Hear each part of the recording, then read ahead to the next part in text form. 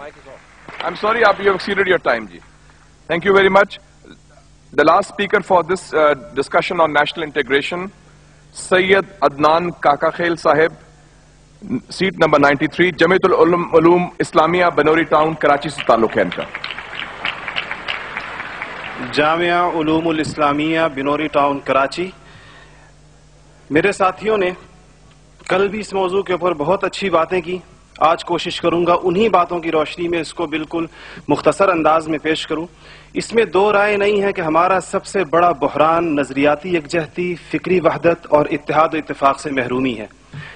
मगर सोचने की बात यह है कि ये महरूमी 58 साल गुजरने के बावजूद अभी तक क्यों है. उसकी वजह यह है कि वो जो बुनियादी प्लेटफॉर्म दिया गया था कि पाकिस्तान का मतलब क्या, ला इलाहा इल्लल्लाह, उस पर कंफ्यूजन्स पैदा कर दी गई. एक सोचे समझे मंसूबे के तहत अभी तक पूछा जा रहा है कि पाकिस्तान क्यों बनाया गया था, कायद का विजन क्या था. क्या ये चीजें बहुत क्लियर नहीं है? और क्या इस सवाल का जवाब मैं या आप दे सकते हैं या वो नस्ल दे सकती है जिसने तख्लीक पाकिस्तान के खाके में अपने खून से रंग भरा था. ये उनकी रूहों के साथ मजाक है, ये उनकी रूहों के साथ मजाक है, ये उनकी कुर्बानियों का मजाक है कि जी आप तो कट मरे, हमें समझ ही ना आया कि आपका मसला क्या था.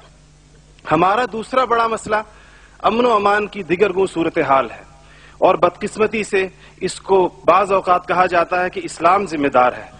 हालांकि कुरान का मुताला बताता है कि सबसे ज्यादा इस्लाम अमन व अमान के ऊपर जोर देता है.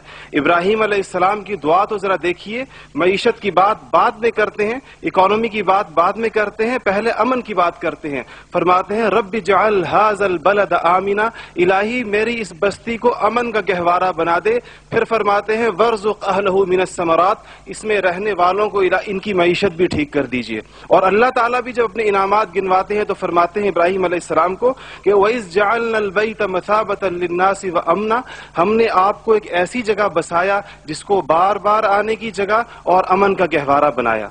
ये तो बात बिल्कुल वाज़े है. मसला ये है हमारा अमन व अमान तबाह क्यों हुआ, हमारा नौजवान किस तरह दहशतगर्दों का आला बना और हम रोज बरोज लाकानूनियत की दलदल में क्यों धंसे जा रहे हैं.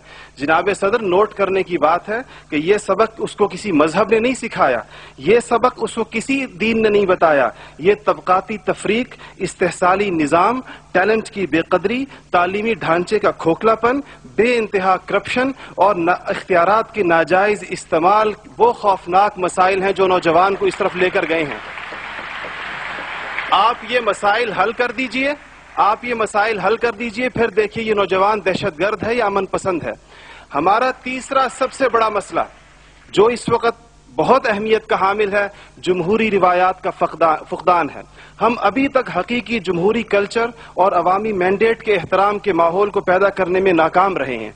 टूटती बनती असम्बलियों, इंतखाबी धांधलियों और जनाब सदर अहम कौमी मसाइल में पार्लियामेंट को बाईपास करने की रिवायात ने अवाम का एतमाद मौजूदा पॉलिटिकल सिस्टम से उठा दिया है. इसके लिए हमें अपने उस पड़ोसी मुल्क से सबक सीखना चाहिए जहां से मुशाहिद साहब तशरीफ लाए हैं और आप अनकरीब जाने वाले हैं. उनकी और हमारी तारीख आज़ादी एक ही है.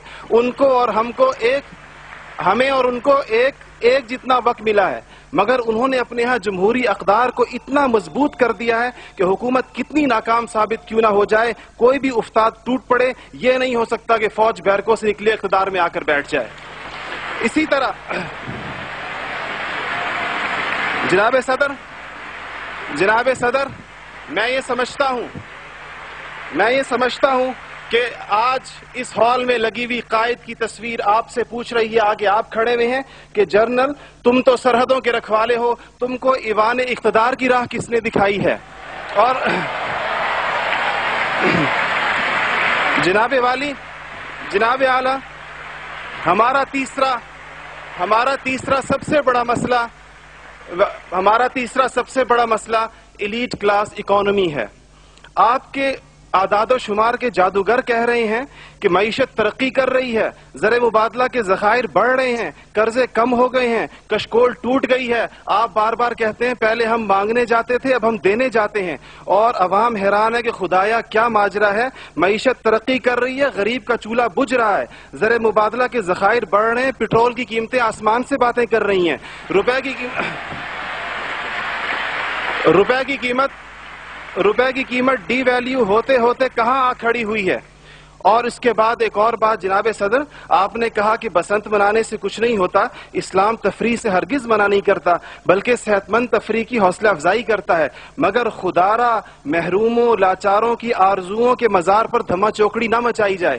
دیکھیں اسلام یہ کہتا ہے اگر ایک گھر کے اندر ایک عجیب تاثر ہے, ٹھیک ہے لوگ انفرادی طور پہ پتنگ اڑائیں, کوئی اس کو حرام نہیں کہتا, مگر جب ایک غریب دیکھتا ہے کہ میرے پیٹ میں روٹی نہیں, میرا صدر پتنگ بازی کر رہا ہے, تو وہ یوں سمجھتا ہے کہ ہمارے درمیان کوئی گیپ ہے.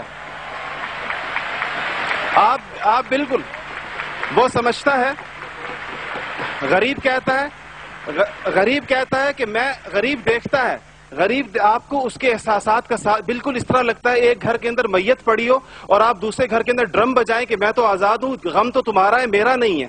تو اس کو کوئی بھی اس کی اجازت نہیں دے گا, کوئی بھی مذہب کہے گا کہ نہیں, اس کا احساس کیجئے, اس کے اشک شوئی کریں, اس کو سینے سے لگائیے. اس کے علاوہ جناب صدر ایک بہت اہم بات جو ہم محسوس کرتے ہیں کہ بعض مسائل آپ کے لہجے کی کرختی کی وجہ سے خراب ہوتے ہیں. آپ بلوچستان کے عوام سے کہتے ہیں تمہیں ہم وہاں سے ہٹ کریں گے, تمہیں پتہ ہی نہیں چلے گا ہم نے تمہیں کہاں سے ہٹ کیا ہے. یہ چیزیں آپ قوم کے بڑے ہیں, آپ کو بالکل قوم سے اس انداز میں گفتگو کرنی چاہیے جس طرح آپ اپنے بیٹے بلال سے گفتگو کرتے ہیں. آپ کو اس کے جناب صدر آپ کا لہجہ جو ہے, وردی کی بات میری بہن نے کی, وردی کی بات تو آپ نے خود 14 کروڑ عوام سے کہا تھا میں 31 دسمبر کو اتار دوں گا, پھر قوم کے وسیع تر مفاد میں آپ وعدے سے مکر گئے. تھینک یو جی, شکریہ, مہربانی, تھینک یو. آپ کا ٹائم ہو گیا ہو جی.